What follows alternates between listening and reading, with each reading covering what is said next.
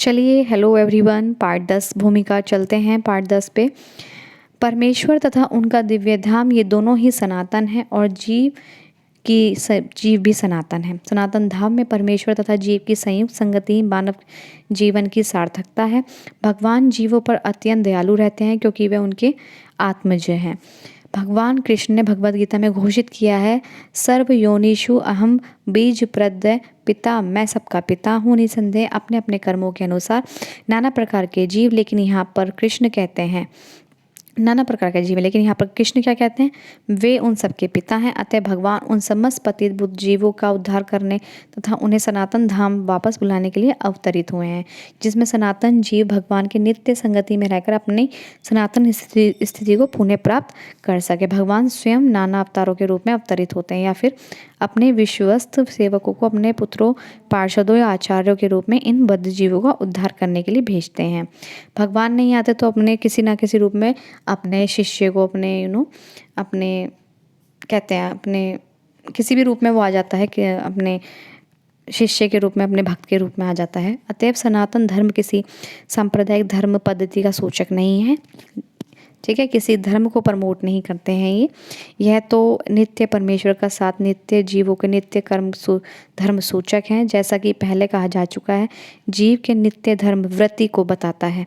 श्रीपाद रामानुचार्य ने सनातन धर्म की व्याख्या इस प्रकार की है कि वह जिसका ना आदि है और ना अंत। अतएव हम सब सनातन धर्म के विषय में बातें करते हैं तो हमें श्रीपाद रामानुचार्य के प्रमाण के आधार पर ये मान लेना चाहिए कि इसका ना आदि है और ना अंत है।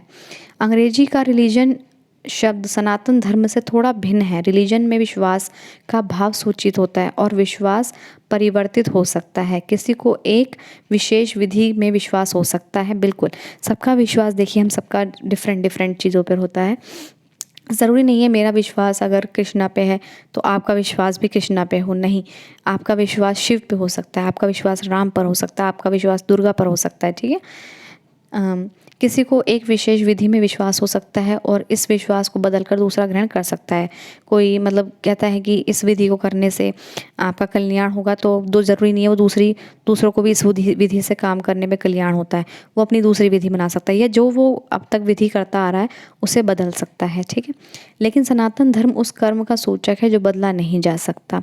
उदाहरण, ना तो जल से उसकी तरलता विलग की जा सकती, मतलब जल है, लिक्विड है, उससे अलग नहीं किया जा सकता। अग्नि से उसकी ऊष्मा यानी कि हीट को अलग नहीं किया जा सकता, विलग नहीं किया जा सकता। इसी प्रकार जीव से उससे नित्य कर्म को विलग नहीं किया जा सकता।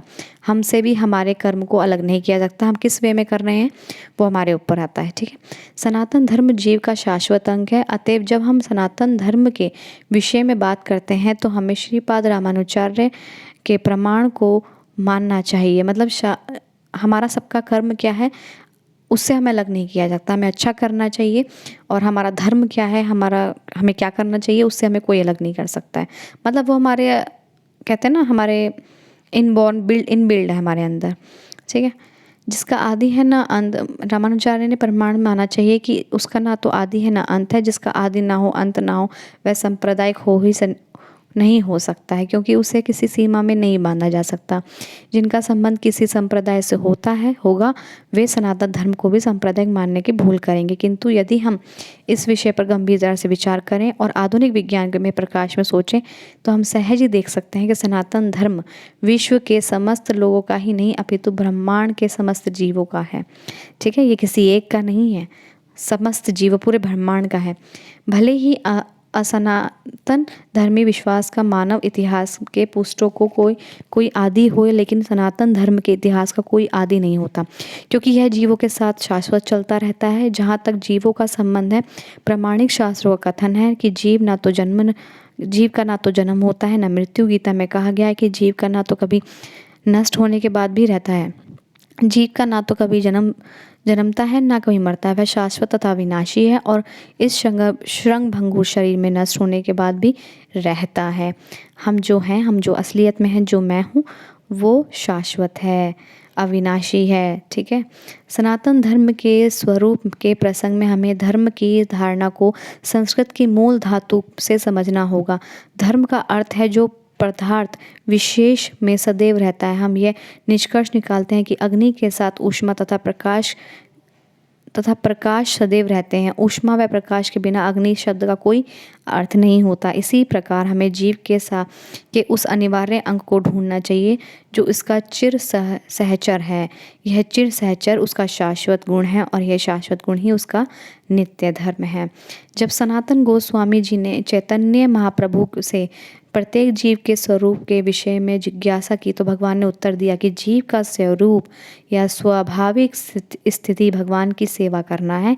यदि हम महाप्रभु के इस कथन का विश्लेषण करें तो हम देखेंगे कि एक जीव दूसरे जीव की सेवा में निरंतर लगा हुआ है।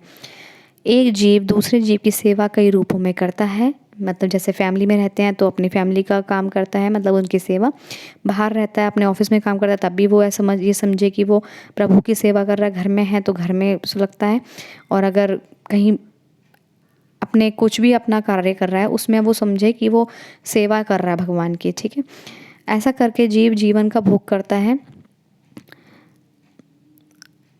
ऐसा करके जीवन की भोग करता है। निम्न पशु की सेवा करता है। जैसा सेवक अपने स्वामी की सेवा करते हैं, एक व्यक्ति अपने स्वामी ब की सेवा करता है और ब अपने स्वामी स की, तथा स अपने स्वामी द की। तथा इस प्रकार हम देखते हैं कि मित्र एक दूसरे मित्र की सेवा करता है। माता पुत्र की सेवा करती है, पति पत्नी की सेवा करती है, पति पत्नी की सेवा करता है। यदि हम इसी भावना से खोज करते चले गए, मतलब ये सभी सेवा भगवान की सेवा है इनडायरेक्टली, कि समाज में ऐसा एक अपवाद नहीं है जिसमें कोई जीव जिस सेवा में ना लगा हो। एक राजनेता जनता के समक्ष अपनी सेवा करने की क्षमता का घोषणा पत्र प्रस्तुत करता है। फलते मतदाता उसे यह सोचते हैं, वे मत देते हैं कि समाज में महत्वपूर्ण सेवा करेगा। दुकानदार अपने ग्राहक की सेवा करता है। कारीगर यानी कि शिल्पी पूंजीपतियों की सेवा करते हैं। पूंजीपति अपने परिवार की सेवा करता है और परिवार शाश्वत जीवों की शाश्वत सेवा क्षमता से राज्य की सेवा करता है। इस प्रकार हम देख सकते हैं कि कोई भी जीव अन्य जीव की सेवा करने से मुक्त नहीं है।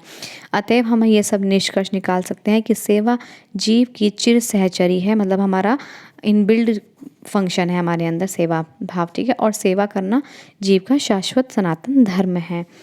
तथापि मनुष्य काल तथा परिस्थिति विशेष प्रसंग में एक विशिष्ट प्रकार के विश्वास को अंगीकार करता है, और इस प्रकार वह अपने हिंदू, मुसलमान, ईसाई, बौद्ध या किसी अन्य संप्रदाय का मानने वाला बताता है। ये सभी उपाधियां सनातन धर्म की नहीं हैं। एक हिंदू अपना विश्वास बदलकर मुसलमान बन सकता है, या एक मुसलमान अपना विश्वास बदलकर हिंदू बन सकता है, या कोई ईसाई अपना विश्वास बदल सकता है इत्यादि। किंतु इन सभी परिस्थितियों में धार्मिक विश्वास में परिवर्तन होने से अन्यों की सेवा करने का शाश्वत धर्म वृत्ति प्रभावित नहीं होती। ठीक है, हमारी सेवा प्रभावित नहीं होती, आप किसी भी धर्म या जाति से बिलोंग करते हो। हिंदू, मुसलमान या ईसाई समस्त परिस्थितियों में किसी न किसी की सेवक हैं। मतलब जैसे टीचर्स हैं, किसी भी जाति के तो होते हैं, अपने स्टूडेंट की सेवा करते हैं। स्टूडेंट है, किसी भी जाति का अपना अध्यापक हो, गुरु हो, उसकी सेवा में रहते हैं। अतएव किसी विशेष विश्वास को अंगीकार करना अपने सनातन धर्म को अंगीकार करना नहीं है। सेवा करना भी सनातन धर्म है। वस्तुतः भगवान के साथ हमारा संबंध सेवा का संबंध है। परमेश्वर परम भोक्ता है और हम सारे जीव उनके सेवक हैं। हम सब उनके भोग सुख के लिए बने हैं, और यदि हम भगवान के साथ उस नित्य भोग में भाग लेते हैं तो हम सुखी बनते हैं।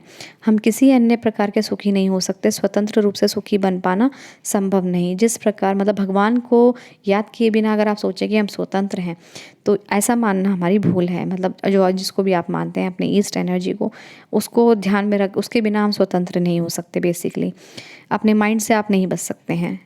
जिस प्रकार शरीर का कोई भी भाग उधर से सहयोग किए बिना सुखी नहीं रह सकता, परमेश्वर की दिव्य प्रेमा भक्ति में सेवा किए बिना जीव सुखी नहीं हो सकता।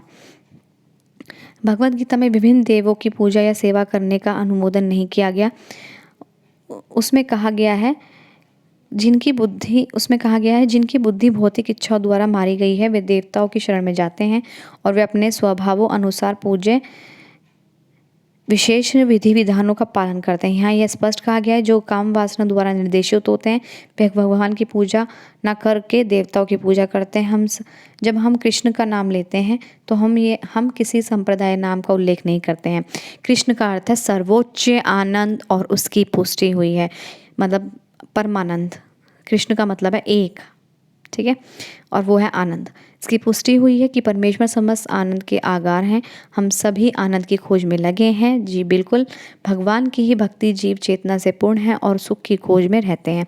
भगवान तो नित्य सुखी हैं। यदि जीव उनकी संगति करते हैं तो उसके साथ सहयोग करते तो वे भी सुखी बन जाते हैं। भगवान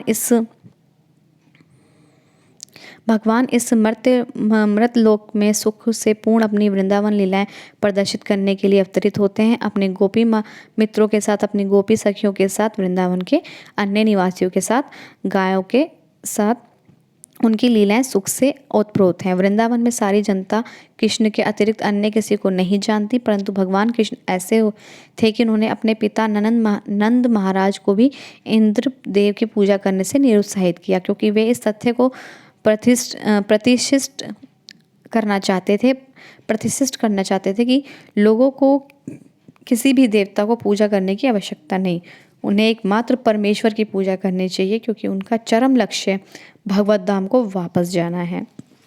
देखिए आगे जो भी लिखा हुआ है वो सब गीता के ही अध्याय के श्लोके हैं भूमिका में, तो हम इसे नहीं पढ़ते हुए अध्याय पे चलेंगे अब से, और आगे हम अध्याय को ही समझेंगे। ठीक है, अब कल से मतलब आगे से ये जो वीडियो आएंगी वो सारी अध्याय के रूप में आएंगे। ठीक है, क्योंकि ये गीता के ही अध्याय हैं और ये बीच बीच में से लिए गए हैं इस भूमिका में। So I hope you all are like it. Thank you so much.